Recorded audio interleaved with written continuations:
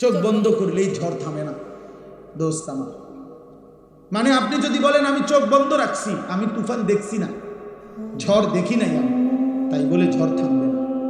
তার মানে আপনি মাথা নোয়া ফেললেই, আপনি যদি বলেন আমি খেয়াল করলাম না আর কি, হুজুরের কথা পাত্তা দিলাম না আর কি, ওলামায়ে কেরামের কথা গুরুত্ব দিলাম না আর কি, খোদার কসম বন্ধু, এই কারণে আখিরাতের বিচার, কবরের শাস্তি বন্ধ হবে। হ্যাঁ, চালাক মনে করেন না নিজেকে, চালাক মনে করেন। মুরব্বীদেরকেও বলি, জওয়ানদেরকেও বলি, চালাক মনে করেন না কেউ। বাদ দুগা ঠিক মতো খাইতে হলে নিজের বুদ্ধিমান ভাববেন।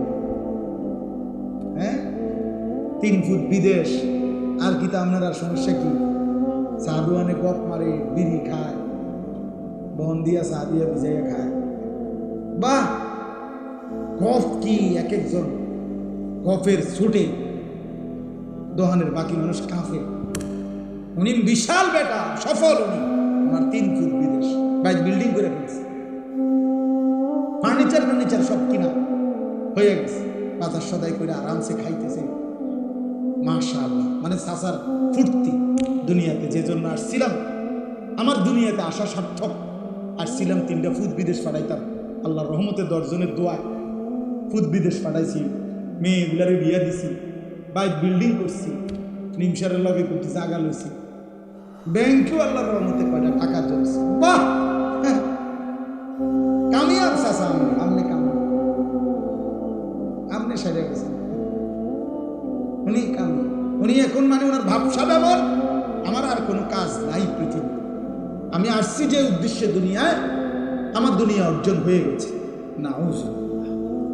না রে বাপ, যদি জিজ্ঞাসা করি ছেলেগুলো নামাজ পড়ে, ছেলের বউরা পর্দা করে তো, মেয়েগুলো পর্দা করে তো, স্ত্রী পর্দাশীল, আপনার ফ্যামিলির মানুষ যতজন সকলে আল্লাহর কোরআন পড়তে পারে তো, ফজরের নামাজ সবাই পড়ে তো, এটা হিসাব দেন, এটা হিসাব দেন। আল মাল ওয়াল বানুন জিনাতুল হায়াতিদ দুনিয়া, রব্বুল আলামিন বলেন মাল এবং সন্তানাদি শুধুই কেবল দুনিয়ার জীবনের সৌন্দর্য, শুধুই দুনিয়া মাটির উপরের অংশ। ওয়াল বাকিয়াতুস সালিহাতু খায়রুন ইনদা রাব্বিকা সাওয়াবান ওয়া খায়রুন আমালা। আল্লাহ বলে, যদি বান্দা আখিরাত আর পরকাল থেকে কোনো প্রতিদান পেতে চাও, আমি আল্লাহর কাছে কিছু যদি আশা করো, তাইলে সেটা কেবল as-salihat, নেক আমল, বন্দিগি দেখাও, গোলামি দেখাও, সেজদা দেখাও, সুন্নাতের অনুসরণ দেখাও, আমার বন্ধুর ইত্তেবা অনুসরণ দেখাও, এটা হলো সফলতা। কোরআনুল কারীমে আল্লাহ বলেন, ফামান যুহজিহা আনিন নারি ওয়া উদখিলাল জান্নাতা ফাকাদ ফাজা। আল্লাহ বলে, শোনো বান্দা, জাহান্নাম থেকে যাকে মুক্তি দেয়া হলো, জান্নাতে প্রবেশ করানো হলো, খোদার কসম আল্লাহ বলেন ফাকাদ ফাজা, সেই কেবল সফল হলো। ওমাল হায়াতুদ দুনিয়া ইল্লা মাতাউল গুরুর। আর শুনে নাও বান্দা, দুনিয়ার জীবন সে কেবলই ধোঁকা, ধোঁকা, ধোঁকা, সব ধোঁকা। ওমা হাদিহিল হায়াতুদ দুনিয়া ইল্লা লাহবুন ওয়া লাইব। আল্লাহ বলে, বান্দা শুনে নাও, দুনিয়ার জীবন শুধুই কেবল তামাশা, শুধুই খেলাধুলা। ওয়া ইন্নাদ দারাল আখিরাতা লাহিয়াল হায়াওয়ান। আর আখিরাতের ঘর জান্নাত, সেটাই কেবল জীবন। লাহিয়াল হায়াওয়ান অর্থ জিন্দেগি, বেঁচে থাকার সার্থকতা, জীবনের সার্থকতা যখন মিলবে জান্নাত। লাউ কানু ইয়ালামুন। আল্লাহ বলেন, হায় বান্দা, যদি বুঝতা, এটা যদি বুঝতা বান্দা ভালো হতো, কিন্তু বুঝলা না। বুঝলা হুদা বাতের থালা, ভাত কতটি খাইতে সফল, খাট পালং সোফা ফার্নিচার চাকরি, ব্যবসা, আয় রোজগার, দালান, বিল্ডিং, এটাকেই তোমরা সফলতা। গাররাতকুমুল হায়াতুদ দুনিয়া, আল্লাহ বলছে দুনিয়া তোমাদেরকে ধোঁকা দিল। দুনিয়া বহুজনকে ধোঁকা দিছে। তুমি দুনিয়ারে কোট কামড়াইয়া ধরছিলা, দুনিয়ারে টাইট করে ধরছিলা। তুমি সয়েল টেস্ট রিপোর্ট করে একেবারে বুয়েটের ইঞ্জিনিয়ার দিয়া বিল্ডিং এর মজবুতির জন্য যেন তুমি কোনোদিন না মরো, যেন কোনোদিন তোমার এই ঘর থেকে বাহির না করে, এই জন্য খুব হেভি করে ফাইলিং কইরা এরপরে বিল্ডিং বানাইছো। এভাবে দুনিয়ারে তুমি আঁকড়াইয়া ধরতে চাইছিলা। দুনিয়া সত্যি সত্যি একদিন একটা লাথি মাইরা তোমার কবরে ফেলাইয়া দিয়া বলবে, বেঈমান, আমি যদি থাকতে দিতাম তাহলে তো তোর দাদারও থাকতে দিতাম, তোর বাপেরও থাকতে দিতাম, তোর পূর্বপুরুষকেও থাকতে দিতাম। আমি কাউকে থাকতে দেই নাই, কেউ মরতেও চায় নাই, তোরে থাকতে দেবো কেন? কে তোরে বোকা বানাইলো? কে তোরে ধোকা দিল? তুই কেন আমারে আঁকড়াইয়া ধরলি? তুই জানো না আমি এখানে কাউরে থাকতে দেই না? আমার দাদা মরলো কেন? বেকুবা ছিল এই কারণে। কথা বলেন না কেন মিয়া? আমার দাদা মরলো কেন? বেকুবা ছিল দেখে নাকি? আমার বাপ মরলো কেন? বেউকুফা ছিল এই কারণে না? আপনি সালা, আপনি মরতেন না, মরতেন না। যুবক, তোমার জওয়ানি শেষ হইতো না। তুমি কি ভাবছ এ সবসময় শরীর এরকম টান টান সুঠাম মজবুত দেহ থাকবে না? এমন হবে না আর কোনদিন।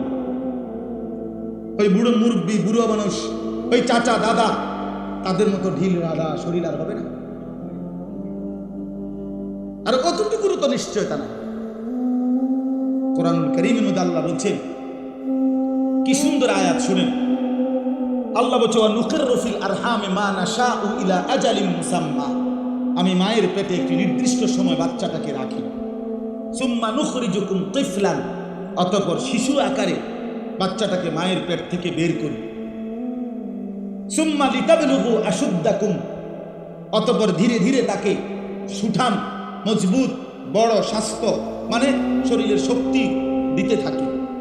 আচ্ছা, এখানে ইনশাআল্লাহ বলতেছে এ দিতে থাকি, সামনের দিকে নিতে থাকি বাচ্চাটাকে। তবে এখানে এসে আবার দুইটা হয়, আমিনকুম মান ইউতাওয়াফা মিন ক্বাবলু, কাউকে কাউকে এই আগাইতে আগাইতে মৃত্যু দিয়া কবরে নিয়ে যায়। আর আমিনকুম মান ইউরাদ্দু ইলা আরযালিল উমর, আর কাউকে কাউকে চূড়ান্ত বৃদ্ধ, একবারে দুর্বল বুড়া পর্যন্ত নিয়ে যায়, কিন্তু সবাইকে না, সমানভাবে না। আমার দাদা বুড়ো হয়েছে দেখা আমি বুড়ো হব তার কোনো নিশ্চয়তা না। আল্লাহ বলছেন,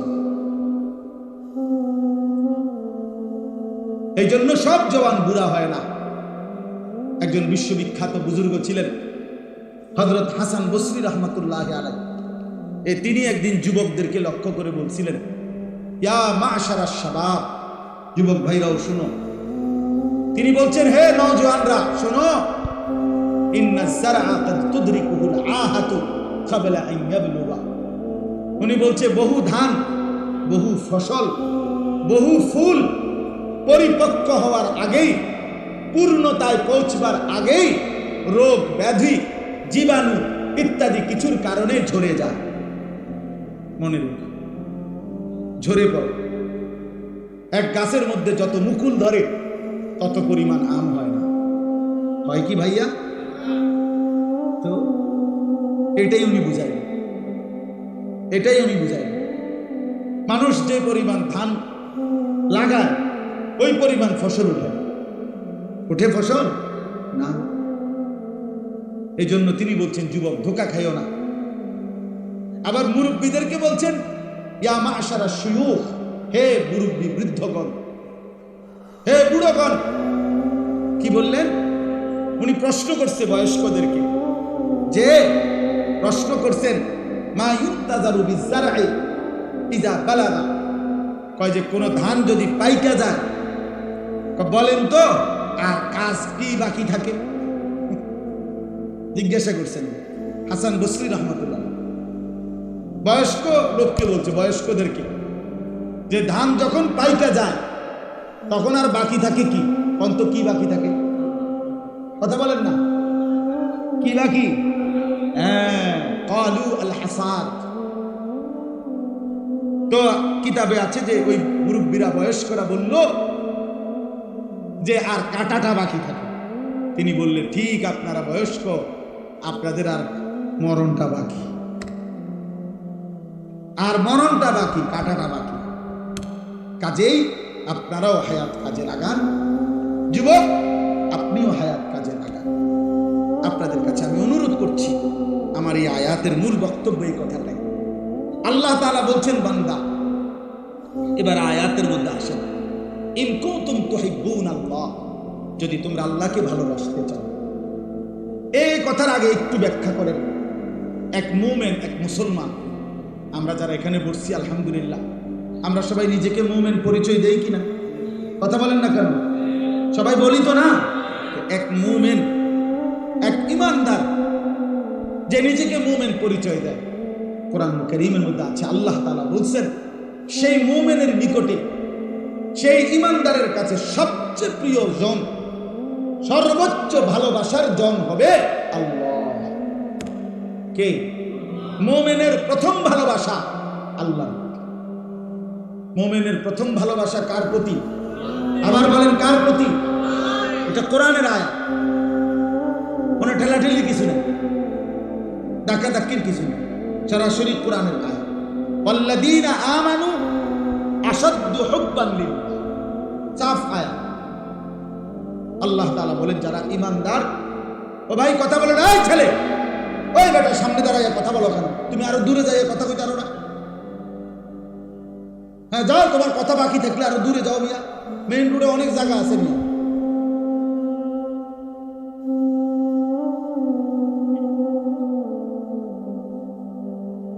কি আশ্চর্য বিবেকহীন বেটা! কতক্ষণ ধরে দেখেন কাবজার করতে আছে। এই যে এতক্ষণের এতগুলো আওয়াজ এখান থেকে হয়েছে না, এই যে এখন মনে ঠান্ডা, কি অর্থ আছে এটা? তুমি ওখানে বুট বাদামের দোকানে কত ফালতু মানুষ ঘুরতে আছে, মনে না ঘুরবা গিয়া? এটা তো জীবনের নিয়মে, আমরা তো প্রতিনিয়ত বুঝি এটা। আসমানওয়ালার ফয়সালা ছাড়া এই কলিজার ভিতরে একটি শব্দ ঢোকেও না, এই জবান একটি কথা বলতেও পারে না। আলো পাবে কে? রবের ফয়সালা যার উপরে সে। গন্তব্যের সন্ধান পাবে কে? আখিরাতের মঞ্জিল খুঁজে পাবে সে। রব্বে করিম ফয়সালা করবেন যার জন্য। এটা শুধুই আল্লাহর ফয়সালা। আবু তালিবকে আপনারা শুনছেন না? নবী সাল্লাল্লাহু আলাইহি সাল্লাম কি পরিমাণ আহাজারি করছে কালেমা পড়াইতে। 38 বছর নবীজির, 38 বছর অভিভাবক, 12 বছর থেকে 50 বছর নবীজির যখন বয়স, এই 38 বছর নবীজির অভিভাবক ছিল আবু তালিব। সুখে দুঃখে বিপদে আপদে আগলাইয়া রাখছে নবীজিকে, কিন্তু ঈমান আনে।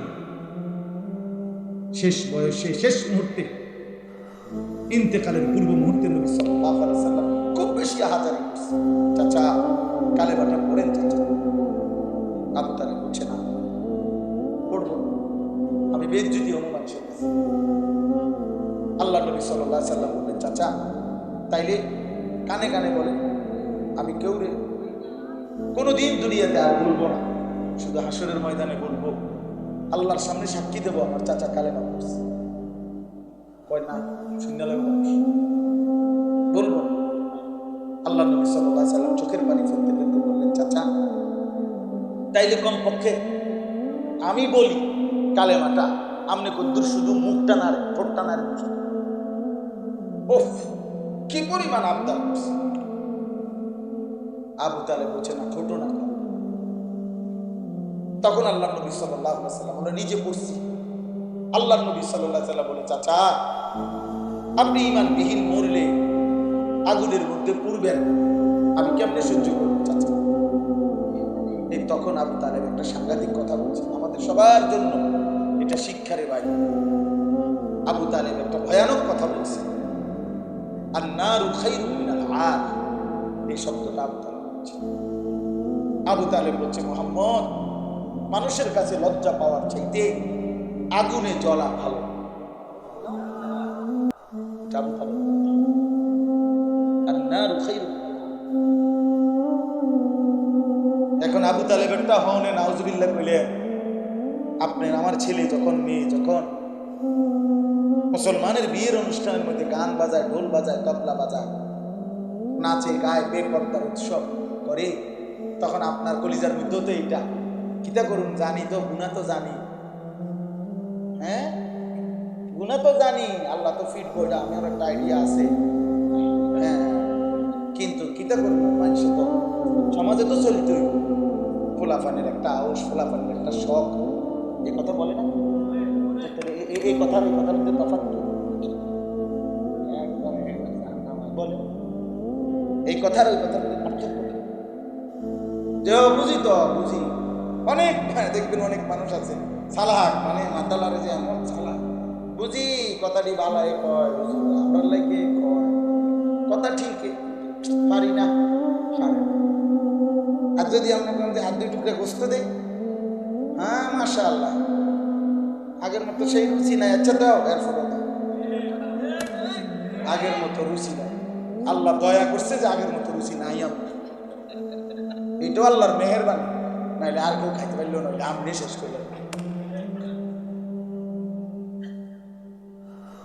মানে দুনিয়া ভোগ করার ব্যাপারে 100 বুঝে, আখিরাতের কথা বললে এই সমস্ত 9-6 কথা বলেন নাউজ, বলেন নাউজ। আরে ভাই জিন্দেগির উপরে রহম করো, নিজের উপরে রহম করো, নিজেরে বরবাদ করেন না বাপ। দুনিয়া আপনি যাই পারছেন করছেন, ছেলে মেয়ে স্ত্রী সন্তানের জন্য সবকিছু গুছাইয়া যদি নাও দিতে পারেন, খোদার কসম কোনো অসুবিধা হবে না। আমনে মরলে আবার জিফুতে কামাই করব, এতিম সন্তানও বড় হয়, এতিম বাচ্চাও ধীরে ধীরে বাড়িঘর করে, বিয়ে শাদী করে, একসময় দাঁড়ায় যায়, কিচ্ছু হয় না। আপনি মরলেও পৃথিবীতে বাজার চলবো, ব্যবসা চলবো, চাঁদ উঠবে, সূর্য উঠবে। আপনি চললেও আপনার, মরলেও আপনার ফুতে কামাই করব, আপনার ফুতে নাতিয়ে কামাই করব, পৃথিবীর উপার্জন বন্ধ হবে না। কিন্তু আপনি মরলে আর খোদার কসম নেক আমলের আর সুযোগ পাবেন না।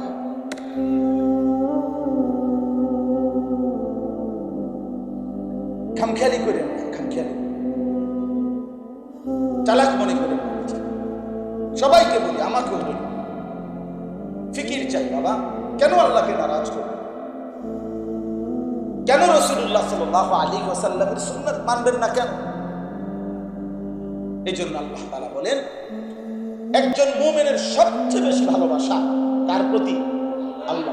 বলেন না কার প্রতি? তাহলে আল্লাহ বলেন, ইন কুনতুম তুহিব্বুনাল্লাহ, যদি আল্লাহকে ভালোবাসতে চাও। এখন আল্লাহকে ভালোবাসা আমাদের দায়িত্ব কিনা? কথা বলেন না, দায়িত্ব কিনা?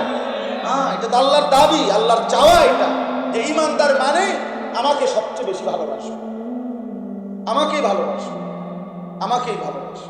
কোরআনে আছে, আল্লাহ বলেন আমি কেমন বান্দা চাই?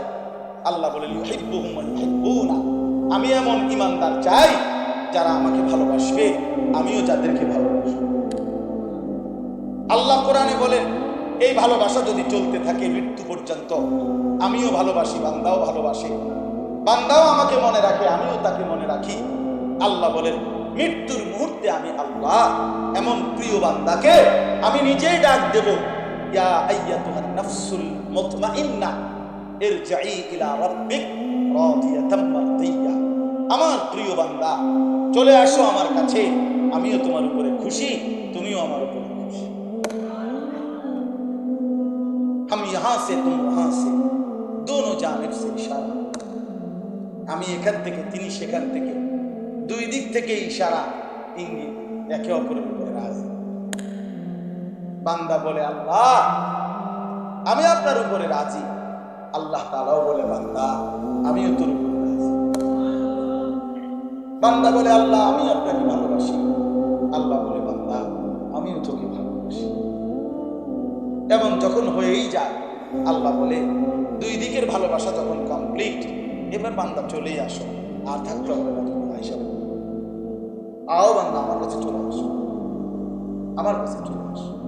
এই জন্য কি পেতে হয়, আল্লাহকে পাইতেই হবে, আল্লাহকে রাজি করতেই হবে। আল্লাহ কোরআনে বলছে ফামান কানা ইয়ারজু লিকা রাব্বিহ, তোমরা যারা আখিরাতে আল্লাহর সাক্ষাৎ পেতে চাও তাহলে আল্লাহর সাক্ষাৎ পাইতে হবে। আল্লাহকে পেলেই জান্নাত পাবে, জান্নাত পেলেই আল্লাহকে পাবে। কথা বুঝছেন? যে জান্নাতি সে আল্লাহর দিদার পাবে, যে আল্লাহর দিদার পাবে সে জান্নাত হবে। আল্লাহকে পেতেই হবে। আল্লাহকে হারিয়ে পৃথিবী পেলে কিছুই পাবে। কেউ যদি আল্লাহকে বাদ দিয়ে গোটা পৃথিবী 10-12 পায় খোদার কসম সে কিছুই পায়, কিছুই পায়। সে দুনিয়া বারবার ধোকায় দেয়। দুনিয়া কি দেয়? ধোকায়। দুনিয়া ধোকায়। 16 বছরের সাজানো সংসারও নিমিষেই তছনছ হয়ে যায়। তছনছ। দুনিয়া ধোকাই দেয়, দুনিয়া ধোকাই দেয়। এই জন্য আল্লাহকে যদি পেতে চায় আর পাইতেই হবে, আল্লাহকে ভালোবাসতেই হবে, আল্লাহকে পাইতেই হবে, আল্লাহর সন্তুষ্টি হাসিল করতেই হবে। কোরআনে আল্লাহ বলছে রিদওয়ানুম মিনাল্লাহি আকবার, আল্লাহর সন্তুষ্টি হলো সবচেয়ে বড় সম্পদ।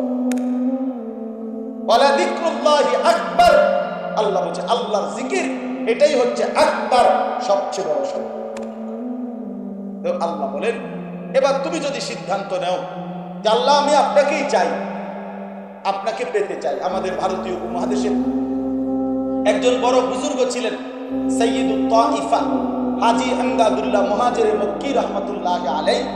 এই ওনার একটা দোয়া আছে, আমরা কিতাবে পড়ছি উর্দুতে। উনি যখন দোয়া করতেন তো দোয়ার মধ্যে উনি বলতেন কোই তুঝসে কুছ और कोई कुछ मांगता है मैं हूं तुझसे या रब तलबगार तेरा। উনি দোয়ার মধ্যে বলতেন আল্লাহ এই জগতের কতজন আপনার কাছে কত কিছু চায়, কেউ বাড়ি, কেউ গাড়ি, কেউ স্ত্রী, কেউ সন্তান, কেউ কত কিছু চায়। তিনি বলেন আল্লাহ আমি আপনার কাছে মাই হো তুঝসে ইয়া রব, আমি আপনার কাছে হে মাওলা তলবগারে তেরা, আপনি আল্লাহকেই পেতে চান, আপনার কাছে আপনাকে চাই। আপনার কাছে কাকে চাই? আল্লাহ তাআলা বলেন আমার বান্দা যদি আমাকে পেতে হয়, আমাকে চাইতে হয়, যদি জান্নাত পাইতে হয়, যদি পরকালের মুক্তি পাইতে হয়, যদি কবরের সফলতা পাইতে হয়, যদি মুনকার নাকিরের প্রশ্নের জবাব দিতে হয়, সব কথা একসাথে আখিরাতের সমস্ত সুখ শান্তি সফলতা নিরাপত্তা যদি মিলতে হয়, আল্লাহ বলে ফাত্তাবিউনি ফাত্তাবিউনি ফাত্তাবিউনি, আমার বন্ধুকে অনুসরণ করো, আমার বন্ধুকে অনুসরণ করো, আমার বন্ধুকে অনুসরণ করো। হাঁটা চলা উঠা বসা আচরণ উচ্চারণ লেনদেন খাওয়া পড়া আহার নিদ্রা চলন বলন ঘর বাজার সংসার স্ত্রী সন্তান দেশ জাতি রাজনীতি সমস্ত কিছুর মধ্যে রাতের অন্ধকারে দিনের আলোতে একাকী কিংবা প্রকাশ্যে লোক সম্মুখে কিংবা সঙ্গোপনে আল্লাহ তাআলা বলেন একজনকেই অনুসরণ করো, তিনি আমার প্রিয় বন্ধু মুহাম্মদুর রাসূলুল্লাহ সাল্লাল্লাহু আলাইহি ওয়াসাল্লাম। তাকেই অনুসরণ, তাকেই অনুসরণ, তাকেই অনুসরণ। এই জন্য দোস্ত আমার, বন্ধু আমার, বাপ আমার, যুবক ভাই আমার, আমি সহ সবার কাছে রবিউল আউয়াল মাসে আমাদের এটাই বক্তব্য। চলেন সিদ্ধান্ত নিই। জীবনে মানুষ মাত্রই অনুসরণ করে, মানুষ সমাজবদ্ধ জীব, মানুষ অনুকরণ প্রিয়, এটা মানুষের রক্তের সাথে অস্তিত্বের সাথে মিশা। মানুষ অনুসরণ করে, কাউকে না কাউকে অনুকরণ করে। আমার 3 বছরের মেয়ে সেজদা দিলে বাসায়, তো ওই বাচ্চার মা সেজদা দিলে ওই সামনে গিয়ে সেজদা দেয়। এর কারণে অনেক সময় সেজদা দিতে পারে, ওই হে অনুকরণ করে, সে অনুসরণ করে। আমার ওই বাচ্চা যতবারই ঘরের বাইরে যাইতে হয় হিজাব হিজাব হিজাব এটা বারবার বলে, হিজাব হিজাব হিজাব আব্বু হিজাব ওইটা লাগবে, মাথা দিটা না দিলে আমি কই নাইলেও এইটা বাইরে। ওই যে সে দেখছে তার বোন, আমার বড় মেয়ে, আমার বিবি, তার দাদি, তার নানি সবাই দেখছে, সবাই হিজাব পরে, তো সে বুঝছে এটাই মানুষ অনুসরণ করে। ছোট হোক বড় হোক মানুষ অনুকরণ করে। প্রত্যেকটা ছেলের চুলের মধ্যে কারো না কারো অনুসরণ আছে, প্রত্যেকটা যুবকের ফ্যাশনের মধ্যে কারো না কারো অনুসরণ আছে, প্রত্যেকটা মানুষের চলাফেরা ঘর সাজানোর মধ্যে অনুসরণ আছে। অনুসরণ মানুষের একটা স্বভাবজাত বিষয়। তো আল্লাহ বলেন অনুসরণ যেহেতু তুমি করতেই আসো, কাউকে না কাউকে যেহেতু তুমি অনুকরণ সেটা আমার বন্ধুকে করলে অসুবিধা নাই। কথা বুঝেন নাই? সেটা নবী সাল্লাল্লাহু আলাইহি সাল্লামকে করলে অসুবিধা কোথায়? কেন, কি সমস্যা বলেন? নবী সাল্লাল্লাহু আলাইহি সাল্লামের কোন যোগ্যতাটা কম? নাউযুবিল্লাহ, বলেন না কেন? আজকে 1450 বছর ধরে বন্ধু শত্রু, আপনজন দুশ্মন, কাছের জন দূরের জন, সবাই এই নবীর জিন্দেগি পরীক্ষা করছে। করছে কিনা বলেন? নবীজি সাল্লাল্লাহু আলাইহি সাল্লামের জীবনের উপরে গবেষণা শুধুমাত্র মুসলমান মুমিন আলেম ওনারাই করে না। জি না, জি না, সমস্ত কাফের বেঈমান গবেষক বুদ্ধিজীবী পণ্ডিত নাস্তিক মুরতাদ সবাই মুহাম্মদ সাল্লাল্লাহু আলাইহি সাল্লামের জীবনী খুইটা খুইটা একবারে মাইক্রোস্কোপ যন্ত্র লাগাইয়া পরীক্ষা করছে। কিন্তু বারবার বন্ধু পরীক্ষা করলো, শত্রু পরীক্ষা করলো, মুহাম্মদ আরবি প্রতিবার জিতেই গেছে, গোল্ডেন এ প্লাস পাইছে। তিনি প্রথম স্বামী গো গোল্ডেন, দ্বিতীয় স্বামী পরীক্ষা তো গোল্ডেন, বার্ষিক পরীক্ষা তো 1450 বছরে তিনি কখনোই রেজাল্ট খারাপ করেন নাই, প্রতিবারই তিনি জিতেছেন। তিনি শ্রেষ্ঠ। আল্লাহ বলছে, বন্ধু আপনাকে আমি চরিত্রের সর্বশ্রেষ্ঠ উপমা করে পাঠিয়েছি। আপনার হাসি সবচেয়ে সুন্দর, আপনার কান্না সবচেয়ে সুন্দর, আপনার হাঁটার স্টাইল সবচেয়ে সুন্দর, আপনার বসা, আপনার পেশাব পায়খানা, চলা ফেরা, আহার নিদ্রা, রাত দিন সব সুন্দর, সব সুন্দর, সব সুন্দর, সব সুন্দর। এজন্য নিয়ত করে রাসূলুল্লাহ সাল্লাল্লাহু আলাইহি ওয়াসাল্লাম অনুসরণ, অনুকরণ, সুন্নাতের ইত্তেবা আমরা করব ইনশাআল্লাহ। বলেন ইনশাআল্লাহ। যুবক ভাই বলেন ইনশাআল্লাহ। একটা বারের জন্য নবী সাল্লাল্লাহু আলাইহি সাল্লাম কিভাবে চুল কাটতেন সেভাবে রাখেন, সাহাবায়ে কেরাম কিভাবে চুল কাটতেন সেভাবে রাখেন। প্রিয় নবী এবং সাহাবায়ে কেরাম আল্লাহর প্রিয় বান্দাদের পোশাক কি সেটা দেখেন। কোরআনে আল্লাহ বলছে, ওয়া লিবাসুত তাকওয়া যালিকা খায়র। কোরআনে আল্লাহ বলছে, শোনো বান্দা, পোশাক আমি নাজিল করছি। এই মানুষকে পোশাক পরার, এই যে মানুষের গা, তার লজ্জা এবং সৌন্দর্য, এই উভয়ের জন্য পোশাক মানুষের গায়ে লাগাইছেন সরাসরি আল্লাহ। জানেন এটা? জানেন?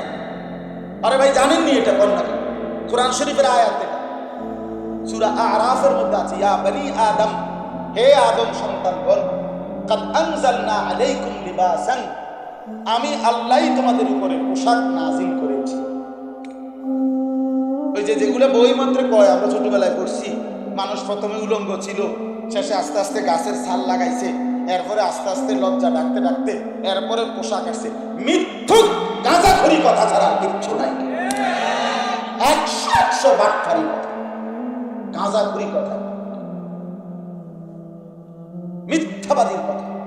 এই জন্য এই পৃথিবীর হাজারো কথার মধ্যে, মানুষের হাজারো কথার মধ্যে, গবেষণার মধ্যে প্রতিনিয়ত ভুল হয়। মুহাম্মদ আরবি যা বলেছেন তা 1 সেকেন্ডের জন্য ভুল হয় নাই।